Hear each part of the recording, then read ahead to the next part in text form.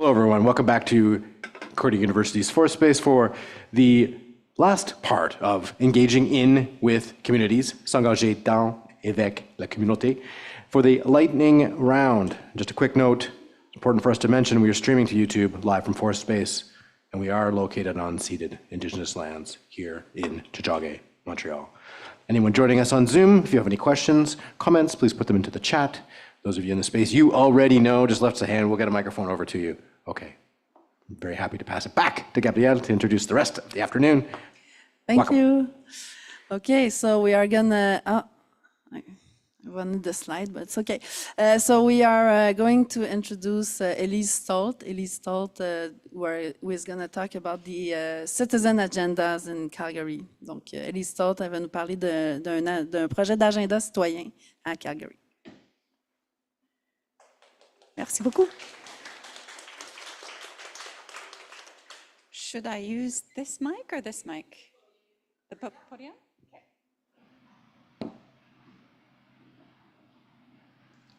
Okay, so do you have my slide there up larger so you can see it? Awesome. Then I won't stare at myself, which will weird me out. So I wanted to share this one because it's a little bit different than some of the other projects that we've been talking about. We have done some projects that are more deeply rooted in partnership with the community, but this one, what I think stands out and I find interesting is it tackles that question of, like I work in a mainstream media newsroom. I know the pressures, the constant pressures that reporters are under in terms of just feeding the goat and getting the news out every day. So how can we take a big news story like an election and stop and figure out, okay, how can we bring it back and root it where it really belongs, which is with the people of our community, because obviously that's what an election is about. It's about what do individuals care about. So we did this through two ways. The first is the My Priority project, and you can see examples of this at cbc.ca/mypriorityab.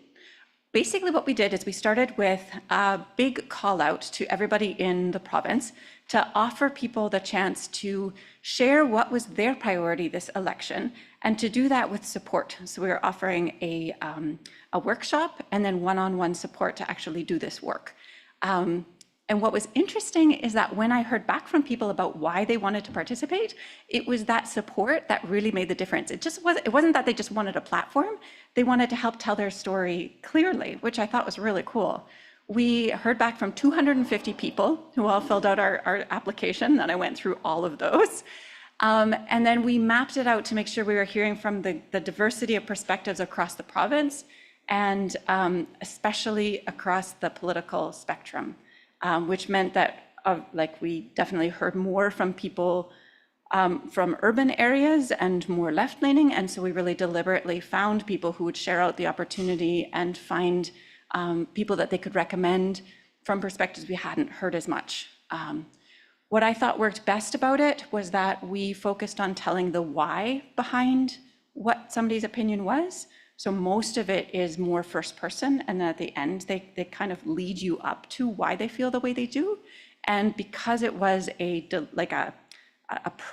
program where we really took the time to figure out whose voices were missing, we got voices that we had not heard before. So this might offend some people, but my favorite one really was the one who was, her big priority in the election was that she was really upset about the vaccine mandates. And the chance to work with her and to understand her why and to understand what in her life had brought her to that point and how her position on this had changed throughout the pandemic, it was eye-opening for me, and I hope that it was also eye-opening for the people who got to read that and to listen to her story on the radio. And it was noticed. I went through the comments afterwards, and I always cheered when somebody was like, "Careful, CBC, you're presenting another opinion," which was fun. I'm sure it was a male voice, sorry. But the second way that we did this was we were fortunate to have these two researchers with us for the election. And so we did a version of the Citizens Agenda. So some people might know this. Jay Rosen from the States has kind of been sharing this idea for probably more than a decade now. But the idea is that you root your election coverage in what matters to individuals by going out and actually asking people, what do you want the candidates to be talking about this election? What matters to you? So we wanted to make sure, though, that this wasn't just like a siloed side project that these 2 interns were working on. So we got them to do it with the Mojo kit. So they took their phones and the setup, and they did all of these interviews by like on video. And we made sure that we had the diversity of opinion by thinking through whose voices do we all want at the table and where are we going to find them. So we mapped it out, and then instead of just going to the common spots, we made them go like, yes, they went to the transit platforms, but then they went to the truck stop, and then they went to the auction outside the city, and then we stopped by on the First Nations Reserve. So going to those different places, we ensured that we heard from all the different perspectives. Then they did these videos, and it's like a giant streeter, but like an in-depth streeter. Like you're really trying to have a conversation until you understand someone's perspective.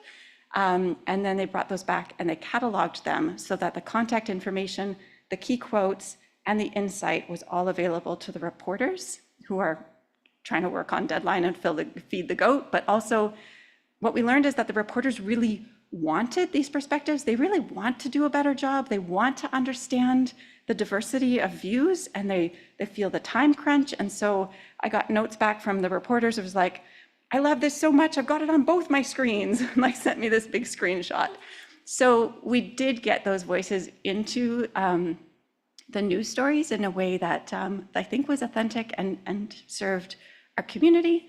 And if you want to see that one, we try to share these in like stories about themes, like what people were saying on education, what people are saying on all these different subjects. But then also, this is one of my favorite stories. Lily Dupuis was one of the people who were on the ground doing this. And so if you Google that headline, you can read her story about just the perspective that she gained after going out day after day and just listening to people, which is something we should do a lot more of, and I'm glad we got the chance to do.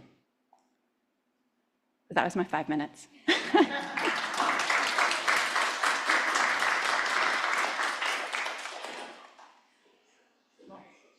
Bravo, Elise. Alors moi, je dois être tight on time too, vu que j'ai moins de temps. Donc, 2 projets vraiment super intéressants, je trouve qu'ils témoignent bien de la richesse que peut avoir le journalisme de communauté, bon, peu importe le nom qu'on va décider de lui donner. Donc, premièrement, is it possible to have the slide again? And bigger and not me on the screen? Because I'm not, okay, great. So, le projet Ma Priorité. En fait, ce sont 2 projets qui ont été, je crois, construits pour être capables d'aller au-delà du rythme effréné des salles de nouvelles où on fait les choses rapidement et on était obligé de feed the beast. Donc c'est ça, ma priorité.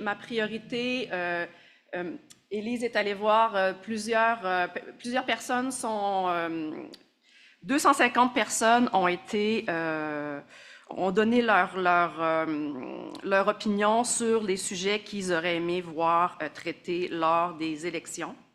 Et ce sont donc des reportages d'opinion, des chroniques basées sur des expériences personnelles pour essayer aussi d'aller au-delà d'une rhétorique là, de polarisation du débat public. Et donc, ces expériences personnelles-là permettaient aussi d'aller chercher des perspectives qui étaient moins entendues lors de la couverture journalistique des élections. Et donc, c'était de trouver le pourquoi des gens. Et ce que Elise disait, c'est qu'une des personnes était très anti-vaccin à l'époque de la célèbre pandémie qu'on a vécue, et qu'aller voir le pourquoi de cette personne-là, qu'est-ce qui l'avait mené à croire ou à trouver que il y avait le fait que les vaccins soient obligatoires, ça permettait de comprendre davantage qu'est-ce qu'il y avait derrière peut-être des opinions qu'on peut croire qui sont un peu difficiles accepter pour certaines personnes.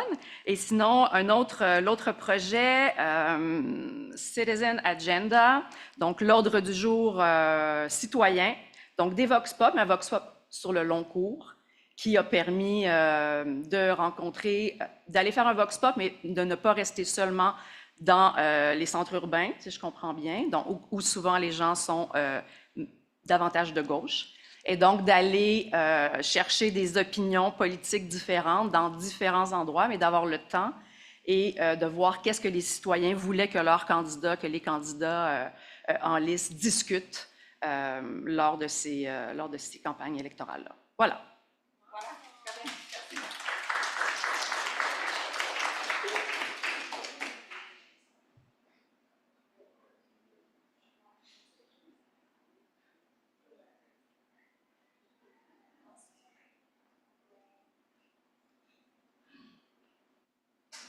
Hello, I'm Nicole Blanchett from Toronto Metropolitan University. I'm going to talk to you a little bit today about audience data. If I could get that slide big too, thank you. So a little bit of background. Before I joined the world of academia, I was actually a news television producer and in an environment very much geared to community engagement. And that's how I like to think of audience data, is actually how we can know more about the audience through past behavior. And in the research that I've done, I've basically identified sort of 3 what I call gatekeeping channels, and actually participative gatekeeping channels that directly reflect audience behavior and have an impact on editorial decisions in newsrooms. So the first one of those is sort of an experimental channel where newsrooms are taking audience data and kind of hypothesizing about what it might mean in terms of how we can connect better. And then from the experimenting, they may come up with strategies that they use. So this could be something like having a picture in a certain place in a story to make sure people don't dump out of the story, having stories go at certain times of day, and then that could be a longer developmental or types of stories that we know people are interested in doing. And then there's promotional gatekeeping, which involves promoting things on social media, trying to get aggregators to share your story in hopes of amplifying them. So when we're looking at interpretation of data, there's qualitative and quantitative data. So quantitative data might be things like how many people are looking at a story. And it's all things that we can count, basically. Qualitative data is more about comments on websites. It could be social media comments. It could be things from focus groups. So both of these types of data help us understand who our audience is. And when it comes to engagement, what that means in terms of audience data doesn't mean the same thing to all people. So some newsrooms might have engagement that encompasses a bunch of different metrics, time spent on a story, and sometimes it's actually time spent and things like page views, which normally we might not always consider a metric of engagement, because page views, as most people know, is a bit of a problematic measure, because who knows how accurate they are in terms of how many people have seen this story. And just blasting out a story and having a bunch of people see it doesn't really mean they've engaged with it or it means something to them. And when we're looking at audience data, another really important thing to think about is who's missing from this data. Because if we're looking to build audiences and you're just using the data of the people who are already using your news service, you're missing out a lot of information about why people aren't engaging with your content. So it's really important to think about, again, it gives you, there's a lot of research coming out that shows this is an idea of who your audience is, but it isn't necessarily an accurate interpretation of that audience. And a lot of the times it's underserved communities who are missing from the data that's being analyzed. Another thing that people I have talked to in my own research who do this type of audience engagement work, they have a perception of who they think the audience is, a perception of the kinds of stories they think are going to hit, and then they'll try, replicating that, and it'll be like, well, what's wrong with this story? Why didn't it hit in the same way? So when you're only looking at the quantitative data, you have some information, but you don't really know why someone necessarily stayed to the end of that story until you have a bit more context. Another thing that can trip people up is this idea, again, oh, look, everyone's looking at this story. You can tell on Chartbeat right now, which is one of the systems people use, in case you're not familiar, to basically look at how content is doing. And it looks in the moment like it's doing really well, but when you look at the longer picture, especially for local organizations, it's the community stories that often have the biggest impact over a longer period of time. So that idea of the long tail and a longer look is often very important. And how data is interpreted has a lot to do with the goals and values of an organization. So if you're a public broadcaster, for example, representing all types of communities might be very important to you. But if you're really driven, by page view quotas, which some organizations are, then again, what you're going for is going to be quite different in terms of getting numbers versus the sort of less tangible things that a public broadcaster might want to be doing. So how data is used, it's actually causing some significant practice shifts in newsrooms. One of the things, just because of the amount of data and the granular level of data that we're seeing, is that there are more segmented audiences. So a particular organization might have different goals for different groups of audiences. For loyal readers, it might be, how much time are they spending on a page? Are these loyal readers transferring into subscribers, that type of thing? Whereas if you are looking for, some organizations have affiliated links now. So if they're talking about a product in a story, you click to buy that product, you get money from that. Those kind of stories you want more people to see. So everyone needs more than one revenue strategy. Different revenue strategies lead to different goals. And then for platforms, we all know what a mess it is right now for organizations in terms of platforms. There's the meta block. Google searches are not surfacing content in the same way that they used to. So this reliance on platforms has led to a lot of different issues. You can get a lot of information from the analytics available through all these different platforms, but again, you don't know how their algorithms work. So this reliance on platforms, as everyone knows, has led to a lot of different issues. And so things like newsletters can become more important because it's a more direct way of contacting your audience. When someone signs up for a newsletter, you're also getting information. And as news consumers, I think we have to understand, every time you go somewhere, you are leaving little footprints of yourself everywhere, and that information is used. So social media is still very important from a building community perspective, though, and there's a lot of data that can be gathered from that. And now with the AI and audience data, it's also, all of that information and how to access an audience through the information you have about them can be different because of AI programs that, for example, create their own social media messages that can be sent out, know what times to attract certain people where. And then we're seeing fewer humans involved in this sort of use of audience data to put information in different places on the homepage, for example. This is more automated and AI.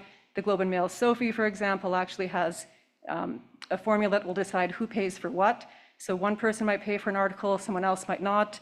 Someone might be asked to sign up, just to give their information, but not have to pay. And all of that is AI driven. So we were talking earlier this morning about perceptions of AI and a little bit of what was in the Reuters survey. And we're about to launch another survey through the Global Journalism Innovation Lab, looking at getting some more information about how AI might impact audience trust, for example, and how people perceive the use of AI. And one thing in the research that I've done that's become very clear, not even through my own research, but looking at other people's, is that what's often missing in academic research is an understanding of what happens on the newsroom floor. So I used to work in a newsroom, so when I go in, I have a different perception. But when I first kind of took the academic turn, I'd be reading these academic articles and be going, this person has clearly never been in a newsroom because this is not how this would happen. But part of the issue with that is that it can be very hard to get access to newsrooms. So I've been involved in a few projects recently. I actually just wrote another article. It's kind of something like, is it us or them? Why journalists don't want to participate in academic research.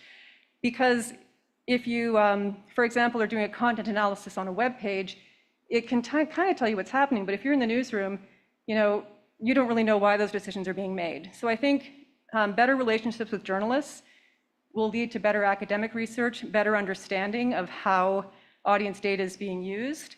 So a content analysis and surveys don't tell the full story, just like we need to be able to engage our communities as journalists to have a better idea of what this audience data means. Excuse me.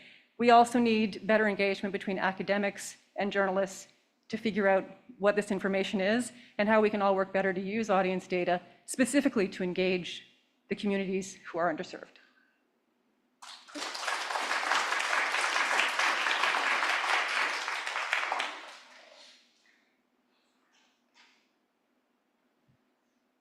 Alors, yeah, can I have the slide, please. Thank you. No, the other one, the one before.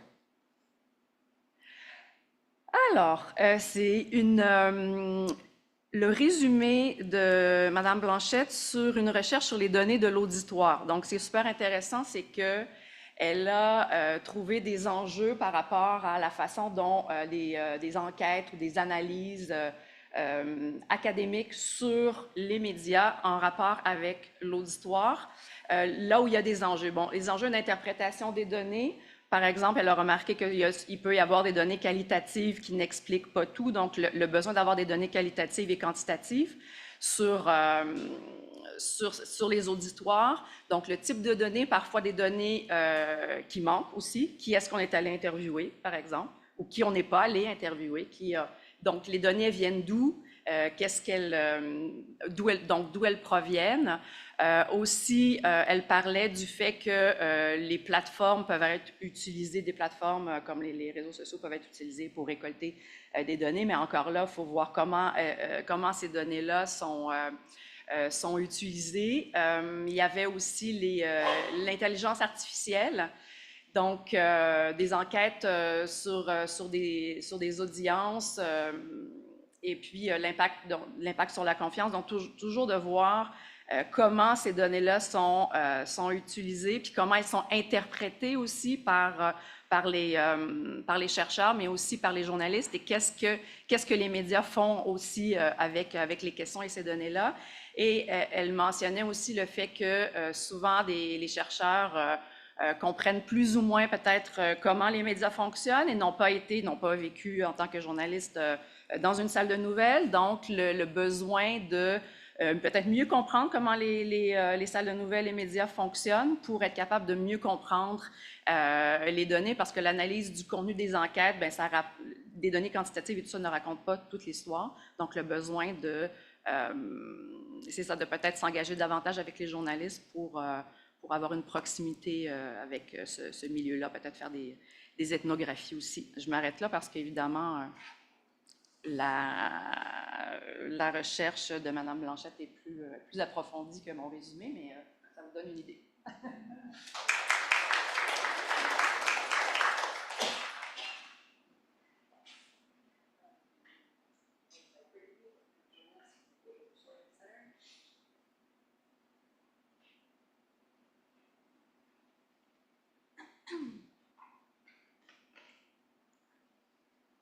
We grab this slide.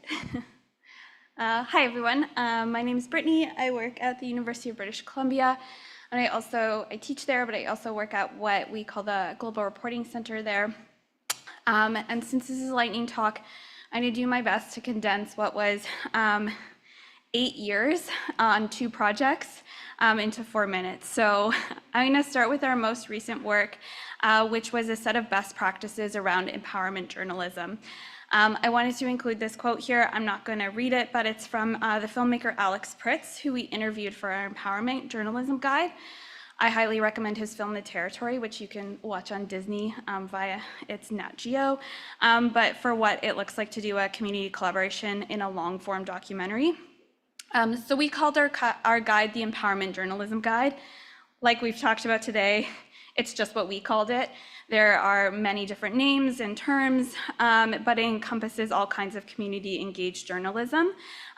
Because like Magda mentioned at the very start of this conference, we knew that there were many people doing this work, and often doing it alone or doing it, against their newsroom. And so we thought, let's talk to all those people and get some guidance around how everyone else is working on this type of work. So for the guide, we interviewed 21 filmmakers, journalists, and authors about how they're doing community-engaged journalism. And what we ended up creating is not a guide. It's more a set of best practices, advice, lessons learned, case studies, and that's because it's not prescriptive in any way. We know that there are incredible limitations with this type of work. We know that there are financial constraints, there are tight deadlines, sometimes there are under-resourced newsrooms and people are turning things around very quickly. And so there are also ethical considerations, as we talked about today.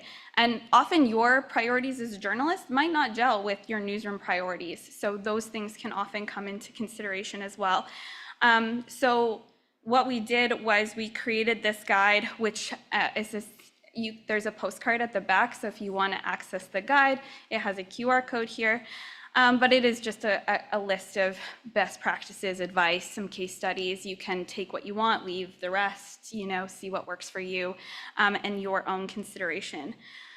The second project I wanted to talk about is really what inspired the guide. So at the Global Reporting Center, we spent 6 years working on this project called Turning Points.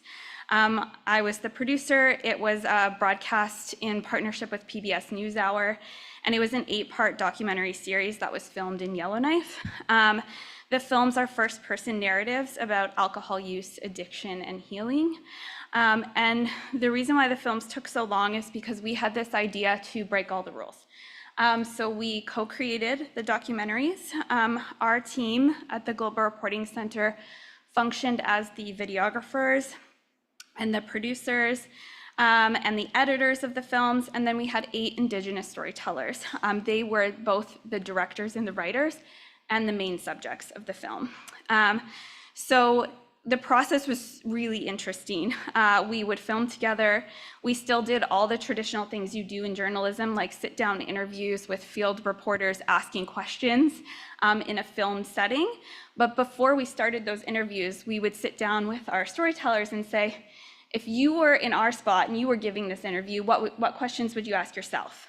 And so we would add those questions to the question list. And then we would ask, what scenes would you want to film? Are there any meaningful locations to your story that you want to share? And then we would go to those locations and film there. So it was really totally co-created. And by sharing the editorial control, what we were trying to do was kind of shift the journalist source power dynamic and look at ways to ensure that our stories both serve the community, but served our sources who are spending so much time working with us, our sources who are our directors, who on PBS NewsHour are the sole byline of the piece. So if you go to their pieces on PBS NewsHour, it will say by Chief Ernest Betsina or by Muriel Betsina. Like it's really their films in the end. One of the things I wanted to talk about to bring it back to the guide that we wrote was something we've talked about a lot today, which was how do we serve the community as well? And so before the broadcast, we actually held a screening event. So this photo here is from our screening event. And actually right in the middle here are 3 of our storytellers. Chief Ernest Betsina is sitting there along with Eric and Catherine and Louise, who all were subjects of the film. The reason why we did the screening event was because we also sat down with them and said, who do you want to see your piece? So before we even decided, like, let's get a huge broadcast, who do you want to see your piece? And, you know, they came back with, I want my family to see my piece. I want my friends to see it, or I want to help others in the community who might be going through similar things that I'm going through. For others, like the chief, he was like, I want young people to know that you might have these experiences, but then you can also end up where I've ended up, right? You can also have this type of role in your community. And so collectively, we decided we would do this screening event, which was standing room only. We were dragging chairs into the room to try to get everyone in. And so it was both friends and family, but also politicians, policymakers. There were support workers in the room. And so that part was probably the most impactful part of this project. It was the most important part of it. And so afterwards, they did a Q&A, and they were able to, interact with people, talk about why they participated in the project, what they were trying to achieve with their films. And I will say, while everyone was super excited to have a PBS NewsHour broadcast and have this big audience, and they did some of them had in-home screenings with their families, this was the thing that had the most impact. It mattered so much more to them than the PBS NewsHour broadcast did. And so that's where I'm gonna wrap it up, but just thinking through like these guidelines, again, it was just to put together like what are some things we might be able to do in order to move beyond the publication, move beyond just, I put my piece out and now I'm moving on to the next thing. Thanks so much.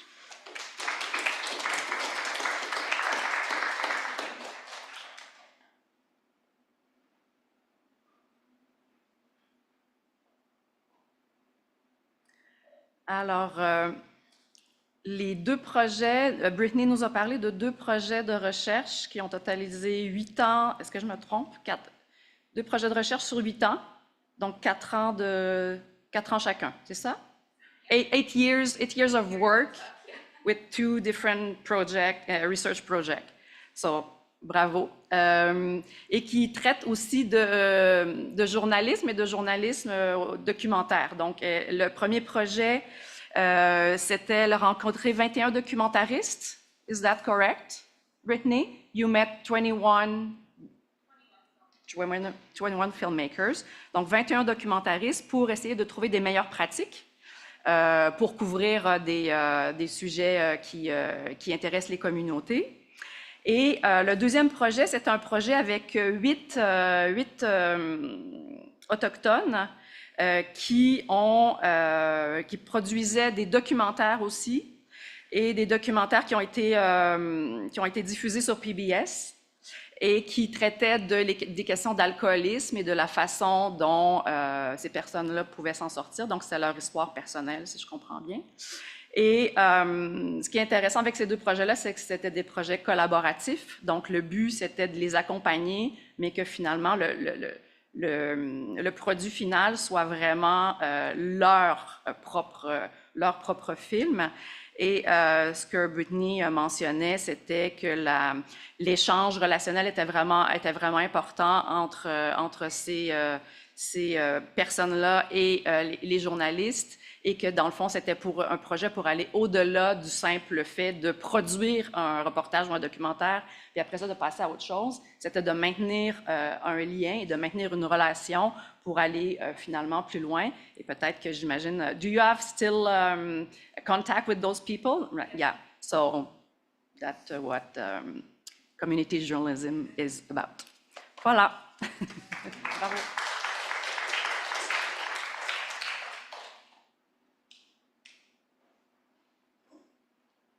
And finally, I'll invite Matt DiMera from the Resolve to finish out our lightning talks.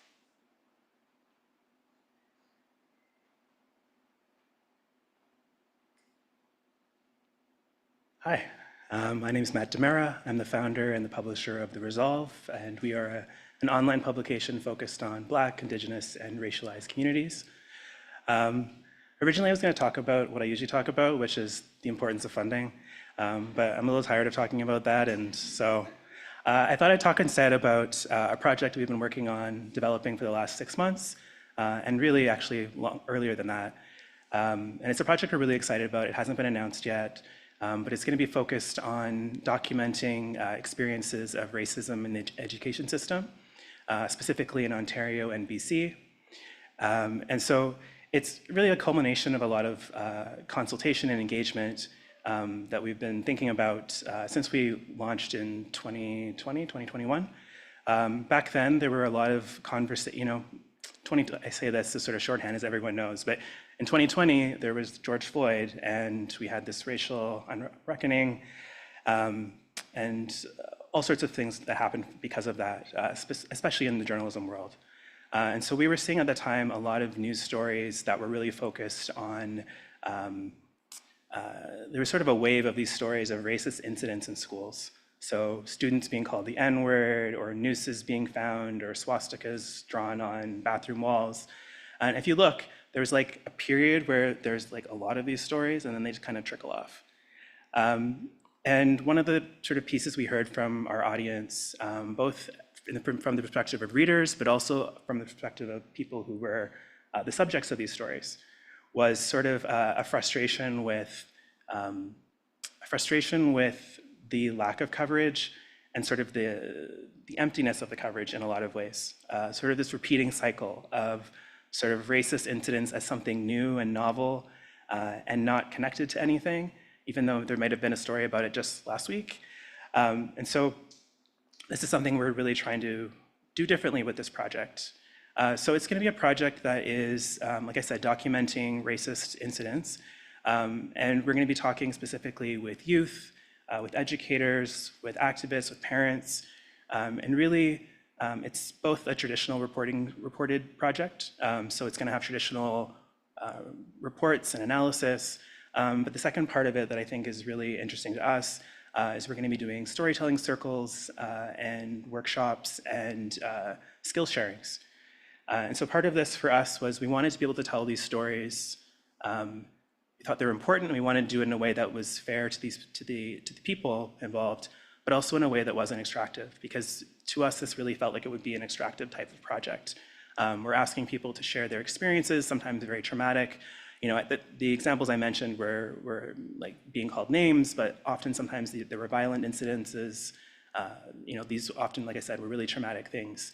And then often the news coverage then also sort of maybe furthered that trauma further.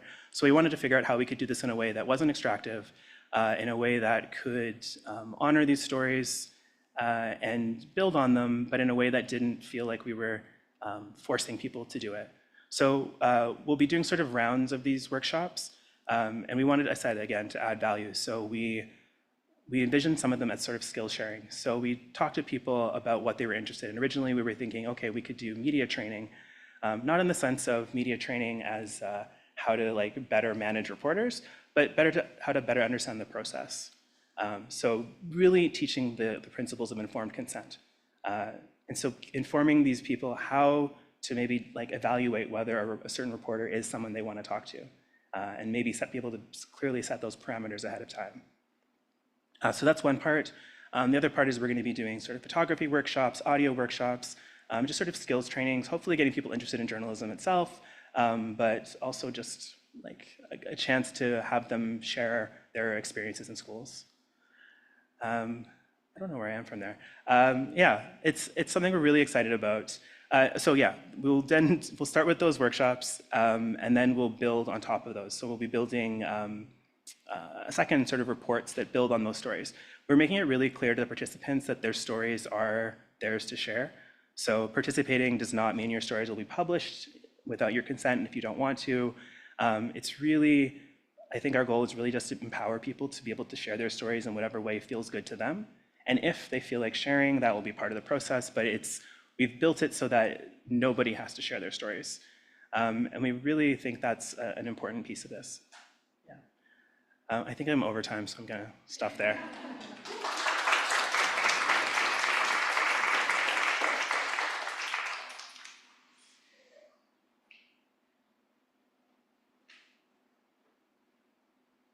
Alors, le projet de Matt, de Resolve, c'est gérer une publication pour et par les communautés racialisées.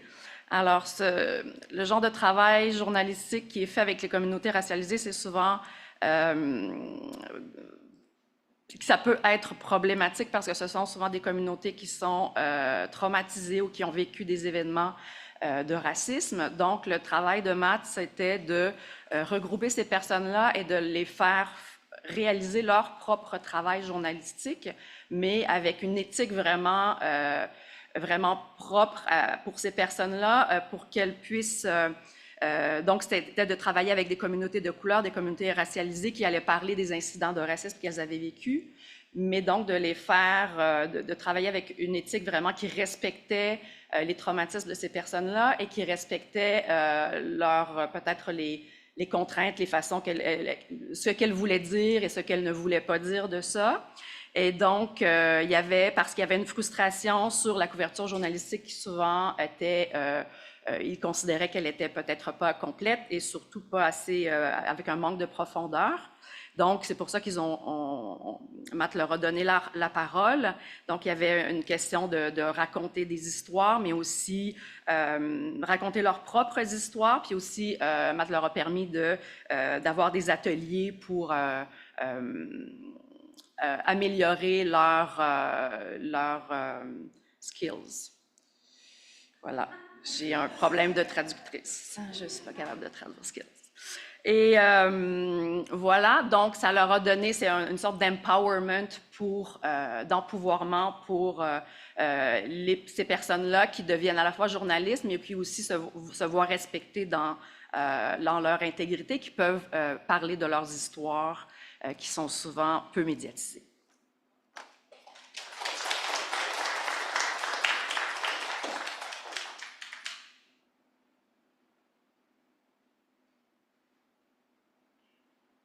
Wow, OK. Merci beaucoup tout le monde. Thank you, everybody. We're going to, instead of taking a break now, we're going to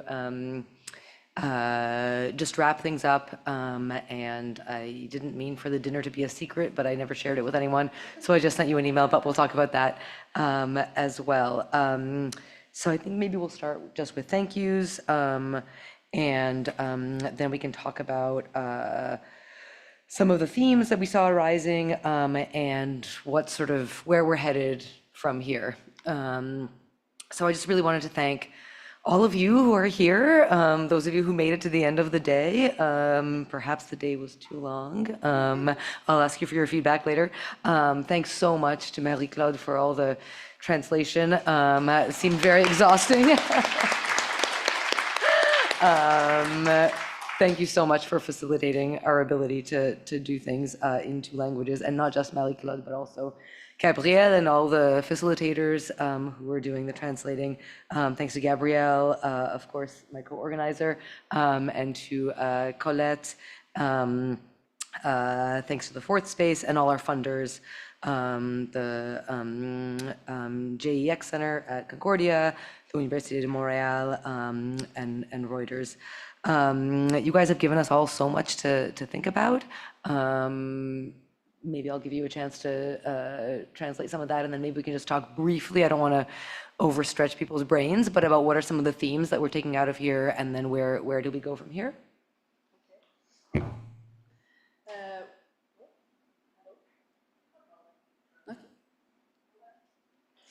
On vous remercie beaucoup d'avoir été ici aujourd'hui, puis d'être encore ici à cette heure-ci de la journée, parce qu'on sait que la journée a été longue. Merci à Magda, l'organisatrice de la journée, vraiment. Merci à Marie-Claude pour la traduction presque simultanée, certains bouts en tout cas. Merci à l'équipe de Fourth Space, merci à Colette aussi d'avoir voulu faire son événement avec nous. Et puis, merci à tout le monde vraiment vous nous avez donné beaucoup de sujets auxquels réfléchir. Puis, ce genre d'événement-là, on se demande toujours c'est quoi la suite, comment on peut faire pour que la conversation continue. Donc, on vous demandera sûrement des idées dans ce sens-là, ainsi que votre rétroaction générale sur l'événement si on fait une prochaine édition. Donc, on va vous parler un peu des thèmes. Je peux commencer. Dans le fond, moi, ce que j'ai retenu, moi, j'ai noté plus des mots, parce que je me suis dit que ça serait moins long que des phrases, tu sais. Donc, ce que j'ai beaucoup retenu, en fait, je continue toujours à penser à ce serait quoi le meilleur terme en français. Là. Je pense pas qu'on a statué là-dessus, mais on peut continuer d'y réfléchir. Mais sinon, tu sais, je pensais aux mots démocratie, écoute, travail de collaboration, lien de confiance, temps aussi. Puis je pense que c'est des mots clés pour faire le genre de journalisme qu'on veut faire. Mais Magda va sûrement plus élaborer.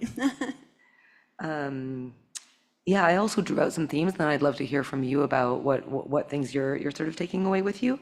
But one of the things that I think Elise put it sort of really essentialized it in the way that she talked about it, was that we need to help people actually help people tell their stories instead of just opening the door and saying, y'all can come in and tell your stories, that we need to facilitate that. And I really liked, at least how you said that people need support in the process of telling your stories, and various people talked about that over the course of the day, including, I forget who it was, but help with sort of processing what it's like after your story has been told. And Britney also, thinking about like, how can we facilitate you sharing the story with the folks that you want to see it.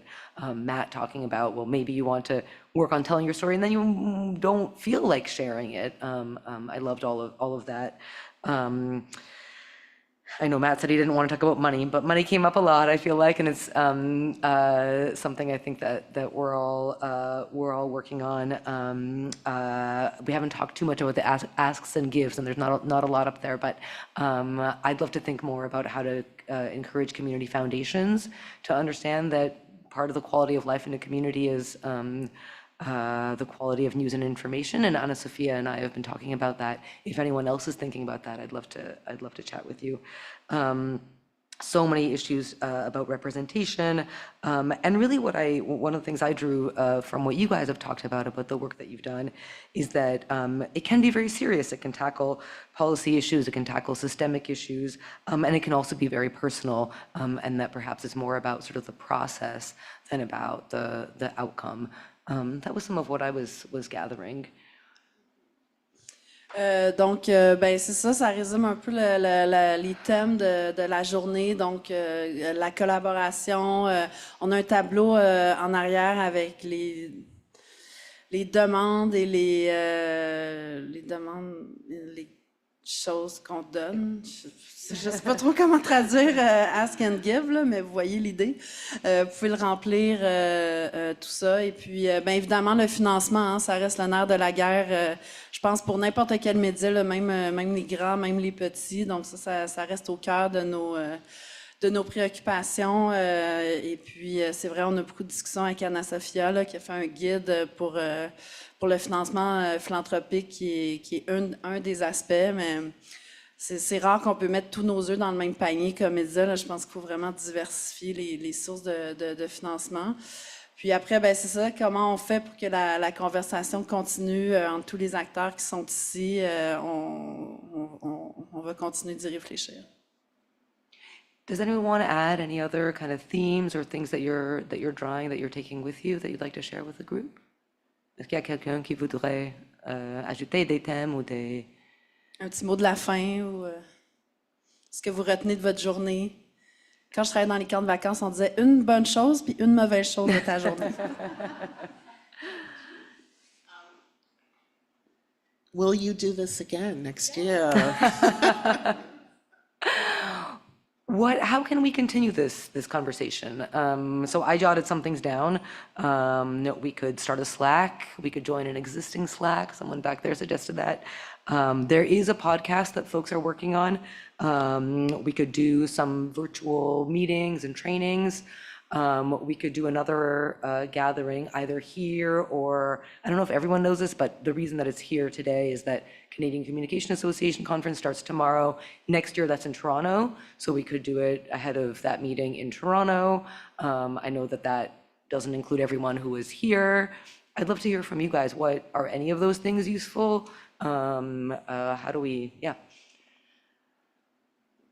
Maybe somebody who has a grad student can get them to go interview all the people who are doing interesting things and just write up some easy access summaries and just publish a series of those. Because I think you pointed out at the beginning, Canadians are not good at talking about themselves and celebrating themselves. And so our stories don't get celebrated because we don't talk about them. So if we could create a way to do that, I would love to read or watch that. Yeah. I think I was saying this to Jessica when she asked me. I think that I've been going a lot to the States for these kinds of conferences where these conversations have been happening for quite a few years. And it's really nice to be having this conversation in Montreal, because whenever I try to advocate for our newsroom, especially the funders, but other partners, it's really hard to kind of sell it. So to know that there are other folks who are interested all over the country, I think is also important for us to even be able to bring some of our reporters here so that they also get it. So I actually have to resort to bringing them to Chicago. And I love Chicago, but, it costs a lot of money. So, I think that the idea of having it annually in Canada, obviously I'm advocating for Montreal because there's too many conferences in Toronto and it's much more expensive. But... and also the CCA was in Toronto last year, so yeah. But I think we need to have spaces like this. The thing that I think is missing is like in Canada, I don't know about the States, but I feel like we have great spaces where people meet and it's great, but then what concretely comes out of it? So like to set up a space where we can set up a collaboration space where we can come up with a collaboration, set up a turn your business mind on, kind of, well, all of you, I don't know, I'm not organizing, but I'm happy to join those efforts if you want. But thinking about there's many different ways that these kinds of spaces can create important collaborations, and that's all my point. Like, how do you make space for that? And Like Slack is great, but we don't have to, I personally don't have a lot of time to go into meetings, do a Slack, and, you know, like it's draining. So, you know, to be able to have opportunities for these exchanges or collaboration here outside of us randomly talking to each other, because sometimes it's just luck. So, you know, like actually create that in your program would be my recommendation. You mean within a journalism program? Within at the Concordia conference, University? like Oh, be within the like, conference. this is like 5 see. to 7 happy hour, the collaborative meeting, kind of like a speed dating de l'emploi. They do this at FPGQ, do a speed dating of collaboration, you know what I mean? So people can actually come up with something interesting, because it's a shame that, yeah, in Canada, there's not that many of us doing this kind of work, but also thinking about how can we do something together.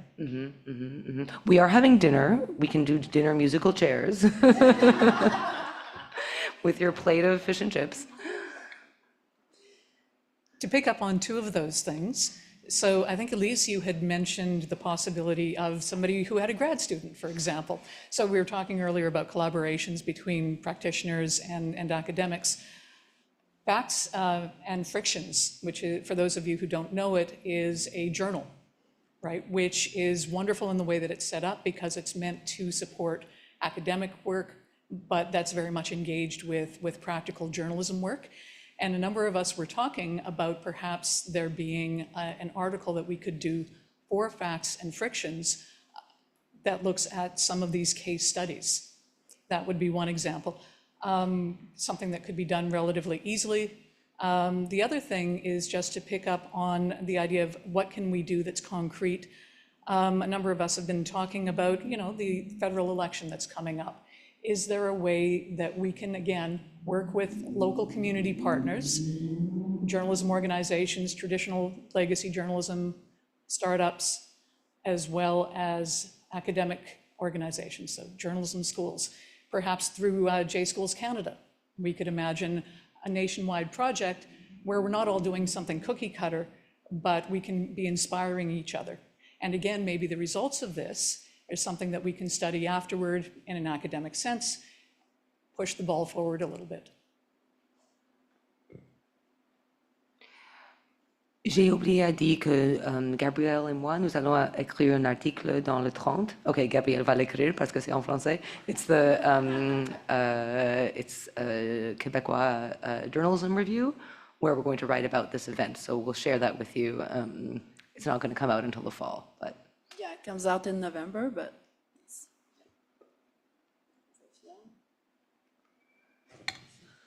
Hello. I think I'd just add, I'm just hearing the reflections, and maybe one point of food for thought is who isn't in the room and isn't in the journalism space that should be part of these conversations, because at different points throughout the day, we've talked about how is journalism talked about, or how is it understood, how do journalists talk to community foundations, or how do journalists talk to citizens, and I think that's a key part of this discussion that we can be having. And Canada and Quebec have very strong civil society organizations. I think there's a lot of potential there. And I know there's a tendency to compare Canada to the States, because the States it feels like there's like millions of dollars raining, but Canada has a lot of its own assets as well. And there is abundance. I think there's space for creativity. So I just offer that.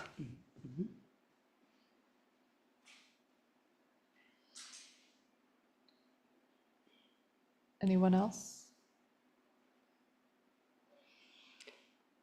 Okay, so we will email you with all the amazing things. Christine's Facts and Frictions article, our piece in Le Trente, the podcast that's coming out, and news about the next edition. Oh, and whoever would like to help organize the next meeting, let me know. Could we get the slides back?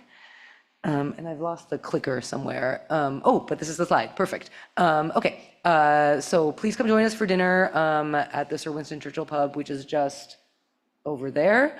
And there's a QR code for a feedback survey. We'd love to hear what you think should happen next time, what worked, what didn't. We have this space for a little while yet, so feel free to hang around and keep chatting and do a collaboration speed date if you'd like. And then I'll hope that we'll see you at, I didn't put the time, I'm sorry. Yes. 6:30 at 6:30 at the Sir Winston Churchill pub just over here. I'll be walking over. I'm happy to lead people over there. It's just a couple of minutes walk away. Thank you so much, everybody. Merci beaucoup à tous. Merci tout le monde.